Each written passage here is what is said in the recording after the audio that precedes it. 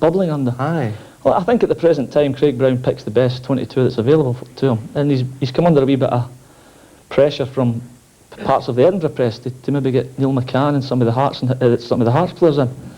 But I'm sure if they're doing well enough by the time May, June comes along, he'll pick them. I think Craig Brown can never be... Nobody can ever argue, I don't think, that he picks the best 22 that's available. As long as you're in it. As long as I'm in it. Well, Gary, I certainly hope you're fit enough to be in France 98, and I hope I'm there alongside you. Ladies and gentlemen, Gary McAllister.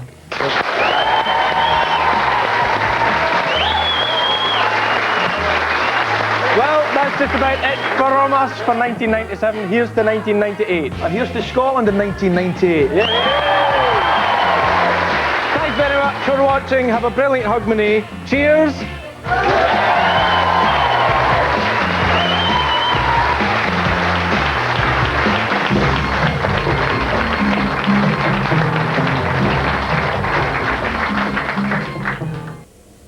And Fred MacAuley is first footing on Radio Scotland tomorrow morning at 9, when his guest will be Victoria Wood. Good evening and welcome to Edinburgh Castle. We're preparing for a swinging ceilidh with guests including Phil and Ali, Dougie MacLean, Capper Ceilidh and music legend James Taylor.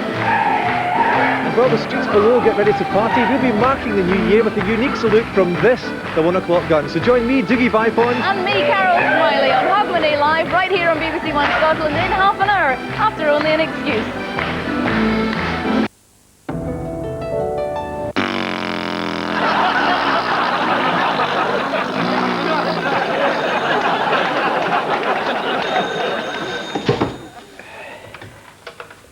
Hello?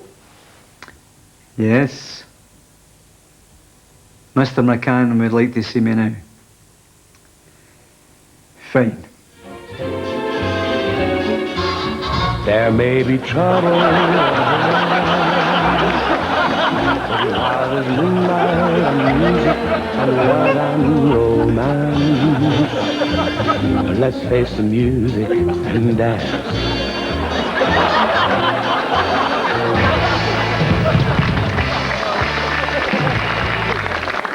I'm sorry to be the one that has to tell you this, Tommy, but I'm afraid the board of directors has decided not to renew your contract. No. This is going to hurt me more than it's going to hurt you, Tommy. There's no easy way to tell you this, Tommy, so I'm just going to come right out and say it. Come in. Did you see me, Mr. McCann? Come in, Tommy. Have a seat. So, what did you want me for, Mr. President? There's no easy way to tell you this, Tommy, so I'm just going to come right out and say it.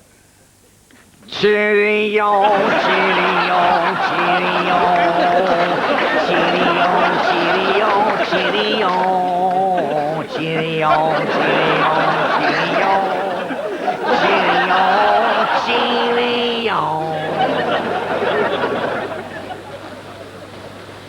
Buongiorno. Buongiorno. I'm a Russo. I'm a Geordie.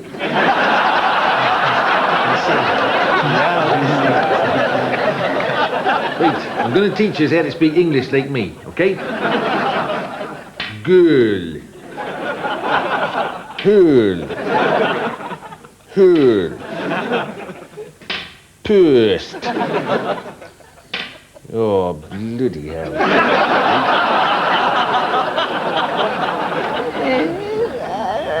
As far as the finals go, I'm still deciding, and I'm certainly aware of media pressure, but I feel Neil McCann is the poor man's Ryan Giggs, Robbie Winters is the poor man's Alan Shearer, and Chick Charnley is the poor man's own fault.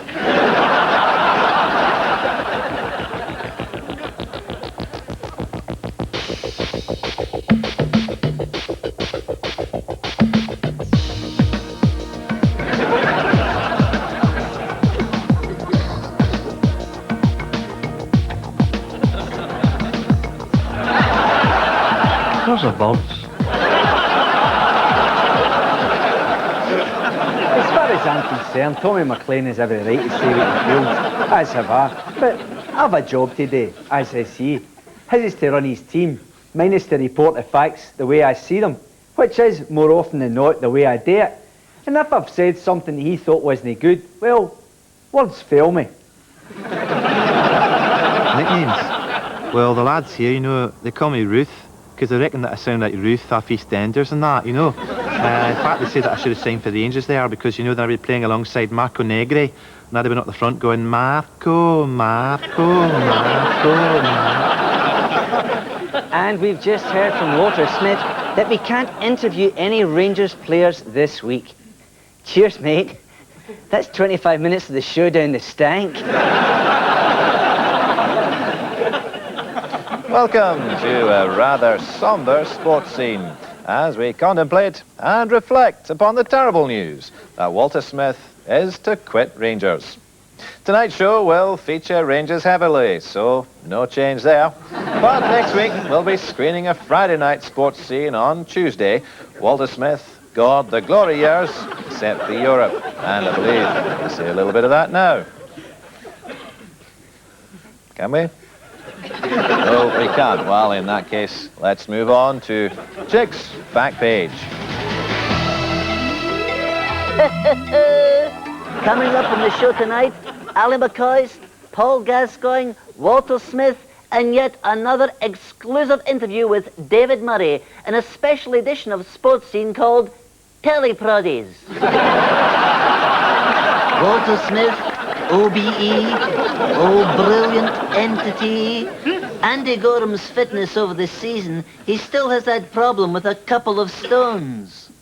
Well, that's right, Chick. You can't keep him inside his wise. No, he's about to play. We have Celtic's bad start to season, and I ask players to go home and take a long, hard look at themselves in the mirror, except for Stephen Mahy. I couldn't be that cruel. Well, I was back home recently, and I was listening to the Old Firm match on the radio there, you know. I'm not laying on who I'm supporting, no. But anyway, the Rangers had just scored, right? And I was jumping about the room. I had to ask, why are there 4 men in the Radio Clyde commentary box? And then I realised, you know, Derek Johnson's there to explain what's happening to the Rangers fans.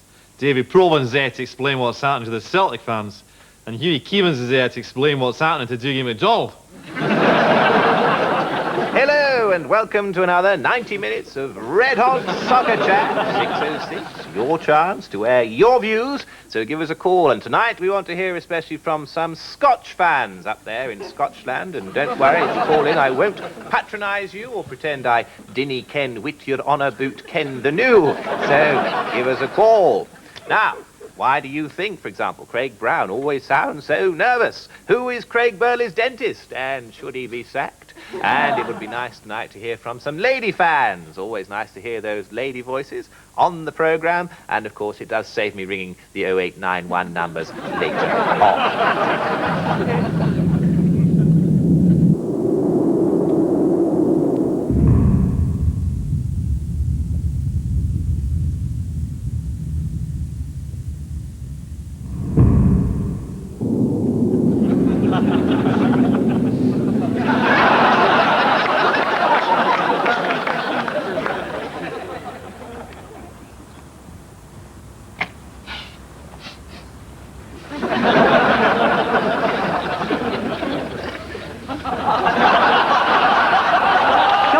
Rooney. Oh, I've some of that.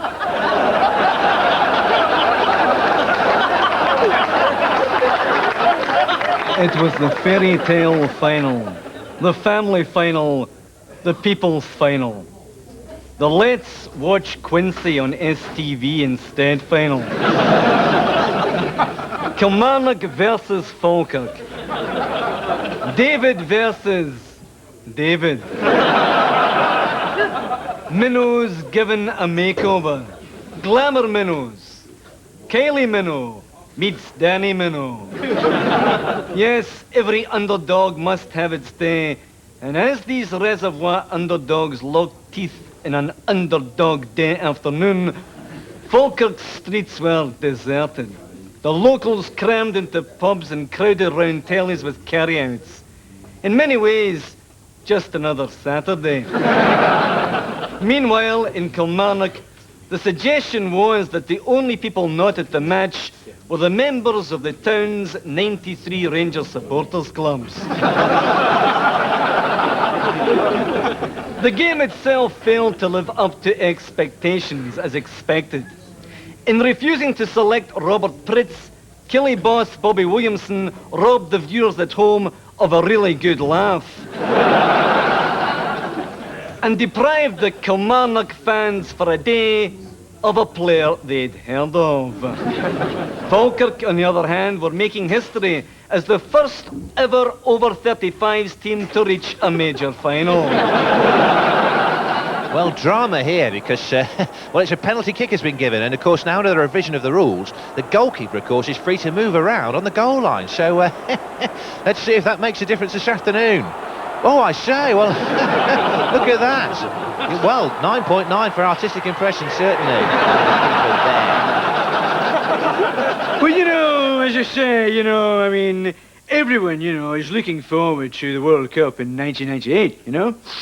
Apart from England, who are always looking back to the World Cup of 1966, you know?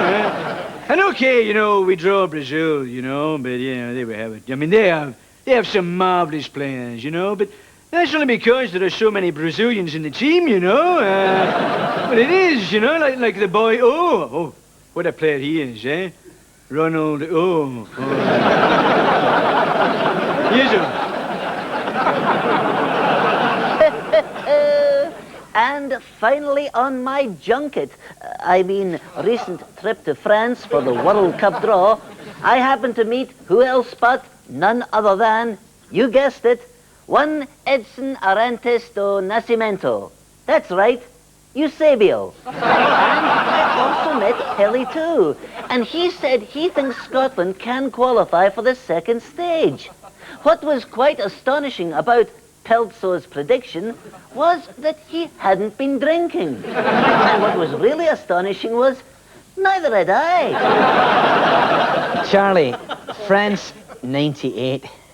It's a real knicker-wetter, isn't it, mate? Oui, la chat est sur la mer, which is French. But Scotland have to be careful and get this right.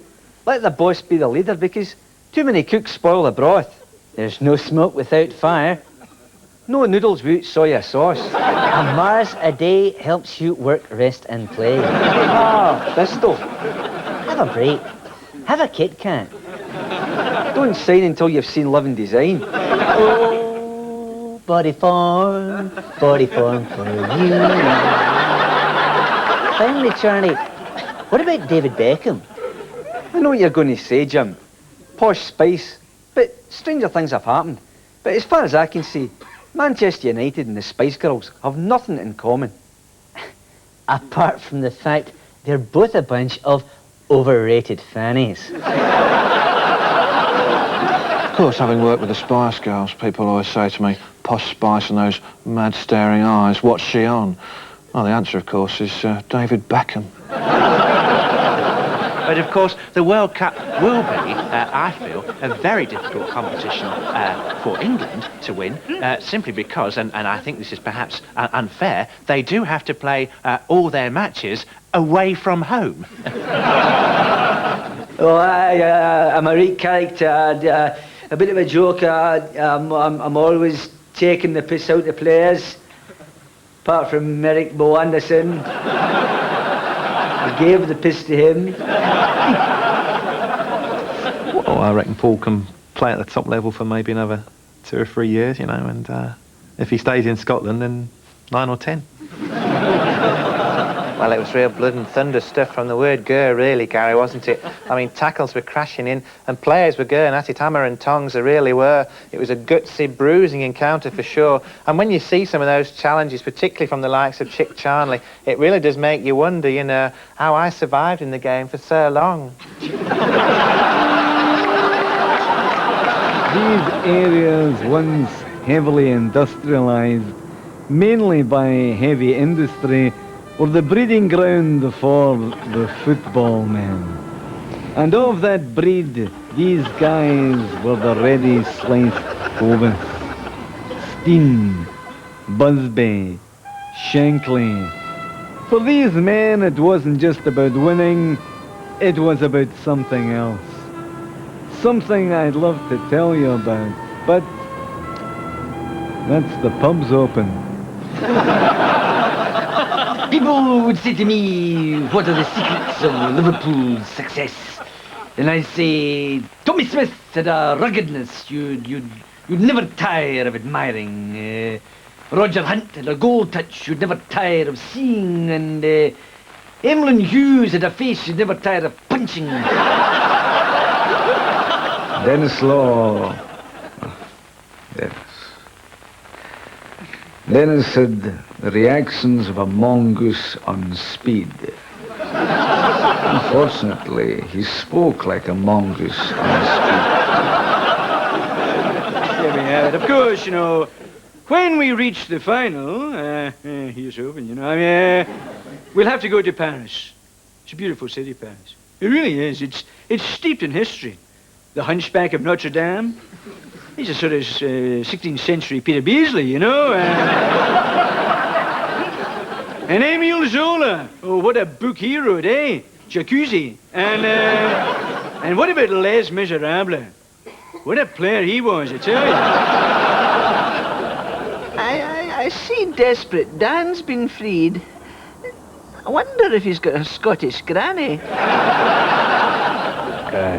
Craig Brown. Craig Brown. Can a sensible wee teetotaling middle-aged middle-class teachery teacher become Scotland's most successful international manager? Honest to God, I hope no. I have a dewy-eyed myth to perpetuate here. But back to the World Cup, and I saw Craig Brown very recently, actually, and I said to him, Craig, you're going to France then? He said, yes, to lose. I said, yes, I expect you will. Yeah, look, Walter, I understand you've got important games coming up, you know, but so is Australia, you know. We've got a big game coming up against Guam, and basically, you know, I need the lad Vidmar. I keep telling you, I'm not releasing Tony Vidmar unless you take Craig Moore as well. Yes, and no doubt about it, for certainty, that was a bookable offence. The lad should count himself thankfully still in the park. Yes, without a shadow of a question. For me, Walter Smith was the light at the heart of Rangers as his fundament that shone so brightly, only to have been brutally extinguished, albeit in 5 months' time. When you look at what Walter's achieved at Rangers, not so much his achievements as to what the guy's actually done. His record is his legacy, and that speaks volumes for itself in spades. That's the balance of the man's stature. Top notch, right out the top drawer. Top quality. But other than that, he's been a disappointment. Virgin boss Richard Branson is set to buy Partick Thistle. Branson was attracted to the club because he's used to dealing with plummeting balloons. Do I care about the environment? Me? I'd shag the hole in the ozone layer.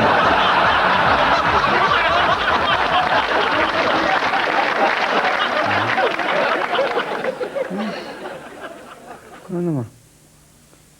You want it? No. No, he's for alright, but...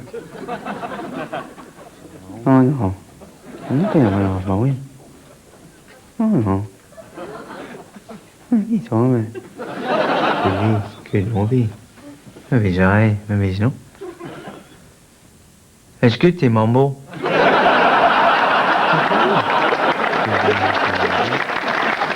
You know, I think our game in Tromsø was a disgrace, actually. You know, I look out and I say, you know, what is happening here? Is this a snowstorm, perhaps? Or, you know, has Maradona sneezed? Actually, but, you know, when I come home, they say, what is the problem? You know, they just don't see it. And I say, why don't you see it? And they say, because it was on Channel 5. Bin this nonsense now. What's all this jiggery-pokery about a breakaway league? Surely we can do better than having our Premier Football League called after a chocolate biscuit. Victory in cup final was so important to club like Celtics. There was even talk of life peerage for the chairman. He planned to call himself Lord McCann of Coca-Cola. Yeah, you know, at Celtic, we're always looking to the future, so we've opened a museum.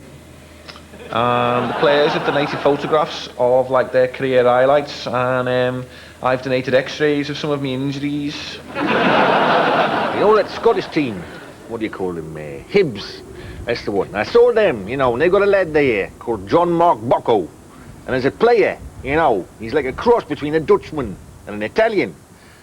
The Dutchman that he looks like is Ruud Gullit, but sadly the Italian that he plays like is Joe Tortolano.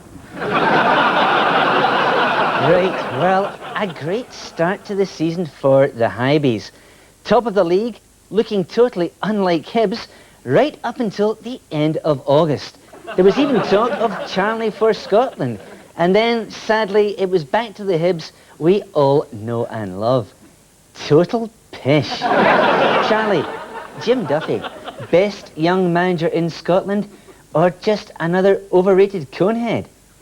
All credit to James. He's done a magnificent job of building a team of top quality ex-Wraith Rovers players. Don't forget, or even remember, they did beat Celtic, but they had an advantage that day. They hardly knew each other, so weren't fully aware of how bad they all actually were. What a cunning stunt. But can I just say, in spite of what you might think, I do actually know quite a lot about Scottish football. In fact, last week I went to watch Dunfermline play up there in Dunfermline, and I was very impressed. I really was. I saw a move involving 17 passes before someone in the terracing kicked the ball back onto the pitch and we got on with the game. So, Rangers going well, but Jerry, you've a few reservations about Marco Negri, right, mate? Affirmative. I just think a smile every now and again wouldn't go amiss. He's scoring goals, he's earning a lot of money. Walter Smith must take big, moody Boz aside and explain to him that football is a joyous game. Let's see evidence of some enjoyment. Let's see football played with a smile on its face. Quite frankly, his attitude is a disgrace.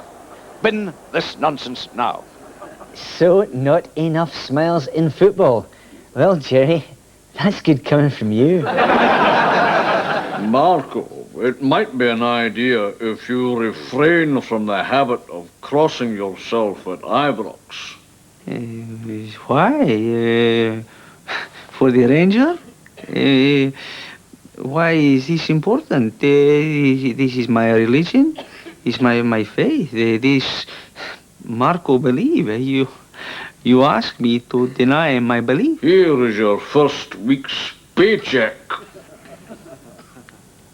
Sure it is old and it is beautiful and its colors final red. That's it. Don Revy, right, he was another one, Don Revy, right, Don Revy, before a game, right, he used to compile his dossiers, he used to compile dossiers, right, then Roy Aitken, he did a similar thing at Aberdeen, right, just compiled a load of dossiers. Just make sure he signs.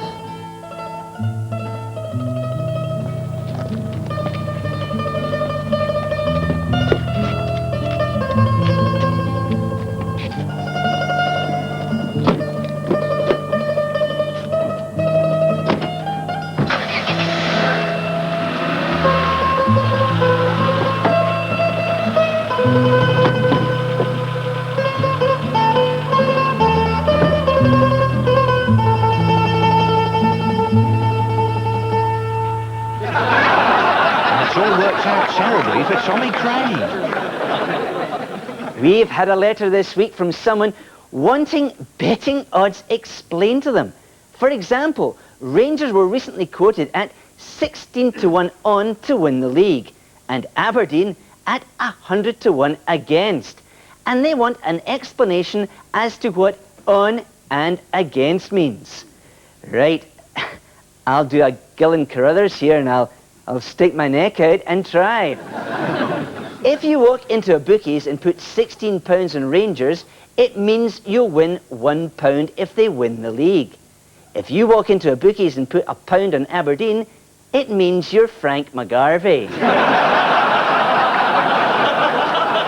can honestly say, I mean, I can give birds a triple orgasm by just looking at them, you know?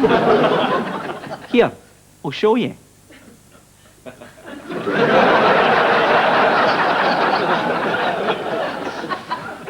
Don't worry, boys.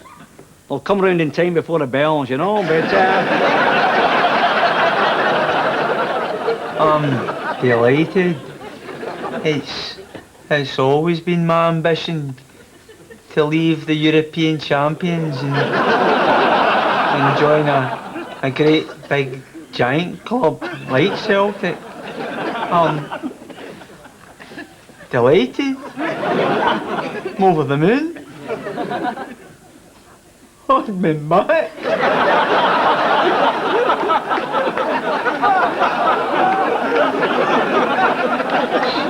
Can I just say something here?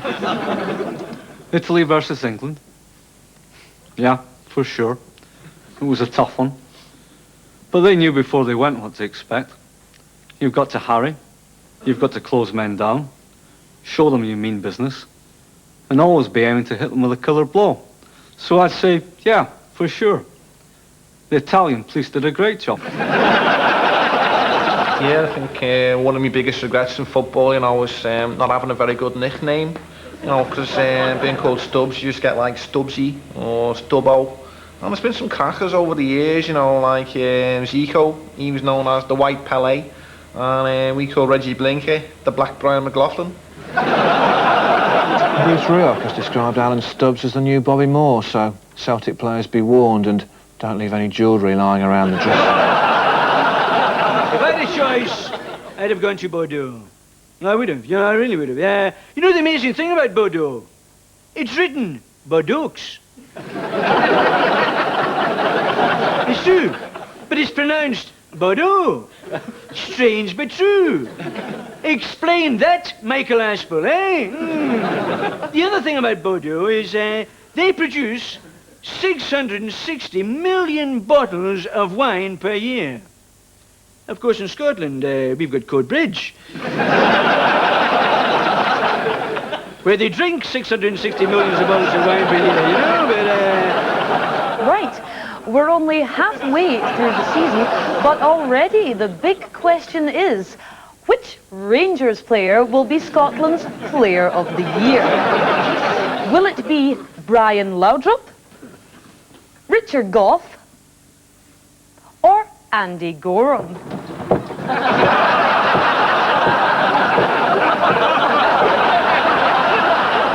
So, Ken, you know, talking about managers. And for me, managers are born, not made. Do you go along with that? Cuvee. Kenobi. You know, it's a talent, isn't it? A rare gift that only a few can have. Maybe it's aye. Maybe it's no. So, do you think that could be a manager? No.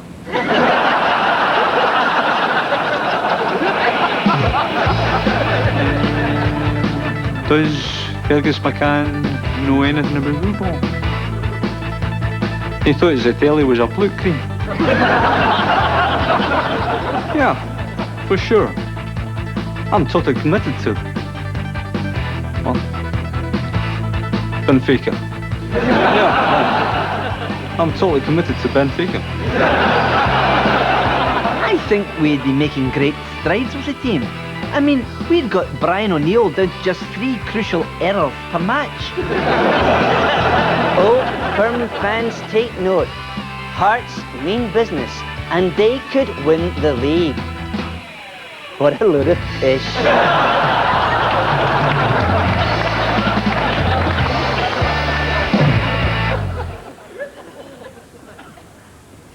And these are stables. Stables. You know, Every time I think of stables, I think of Christmas. And Mary and Joe and the Wayne and one of these. With the ass and the ox and the sheep and the shepherds. Must have smelt boofing. This is a horse here, by the way. Beautiful, isn't it? Magnificent.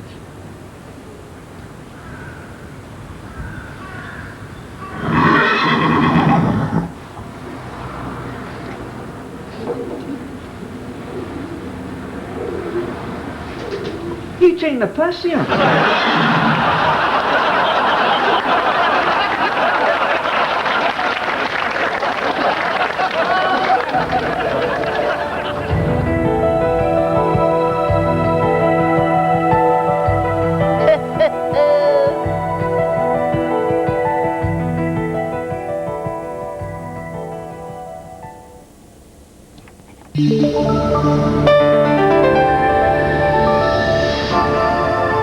This is BBC One Scotland, and with just 15 minutes to the bells, there's only one place to be, and that's with Carol Smiley and Dougie Vipond at Hogmanay Live. Its history dates back some 3,000 years. King James VI described it as the first and principal strength of the realm. But tonight, Scotland's mightiest fortress celebrates Hogmanay in style, with a swinging ceilidh and a feast of music. This is Edinburgh Castle, I'm Carol Smiley, and this is Hogmanay Live.